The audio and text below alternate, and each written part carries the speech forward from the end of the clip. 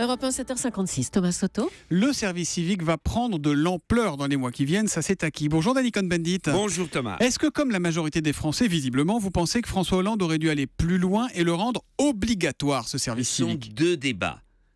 Un débat, là, quand on voit l'Express Barbier, c'est reconstruire la nation. C'est un des autres débats qu'il le fasse. L'autre, c'est le service civique. Le service civique, c'est pour les jeunes. C'est leur donner la possibilité de s'expérimenter dans la responsabilité et la solidarité. Et moi, je trouve qu'aujourd'hui, il faut étendre le service civique pour permettre aux plus de jeunes de possible de faire une expérience sociale ou environnementale en France ou en Europe. Donc, vous le faites européen, vous, le service civique. Par exemple, François Hollande dit 500 millions pour le service civique. D'accord, je dis, il propose une directive européenne qui rajoute le double de ce que met un État. La France met 500 millions, l'Europe met 500 millions, et vous avez 1 milliard de services civiques en France ou en Europe. Et ça, c'est quelque chose qui peut pousser les jeunes, justement, à s'investir dans la solidarité. C'est quoi ? C'est un rêve, un idéal d'Europe de Danny. Sur ce sujet-là, finalement, chaque pays doit gérer ses problèmes, doit gérer sa jeunesse, non ? Oui, mais la jeunesse, aujourd'hui, elle ne s'arrête pas de penser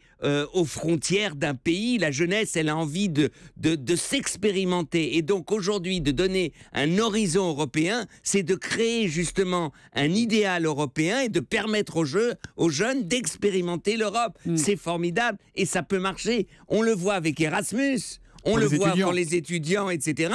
Ça marche d'une manière extraordinaire. Donc, le SMIC pour le service civique, et on peut faire ce service civique en France ou en Europe.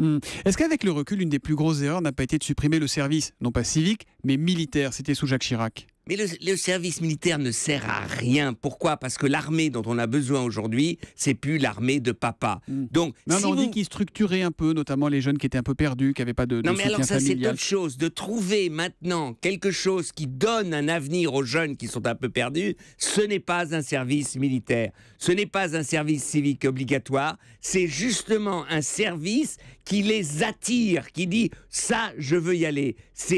Il faut persuader. Donner envie, c'est pas obligé, c'est donner envie. Voilà, c'est donner envie et puis d'attirer. Il faut faire la loi du marché. Si vous êtes payé au SMIC, il y a pas mal de jeunes qui vont venir. Vous l'avez fait votre service ou pas ? Ah non, moi je suis la seule personne au monde et je suis devenu allemand pour pas faire de service militaire. J'étais apatride et j'ai choisi la nationalité allemande parce que les enfants des persécutés n'avaient pas besoin de faire leur service militaire. Là, c'est quand même quelque chose d'extraordinaire. Décidément un drôle d'oiseau, ce Danny Cohn-Bendit. L'humeur de Danny tous les matins à 8h-5 sur Europe 1. Demain matin, Danny. À demain, Thomas. Ciao, ciao.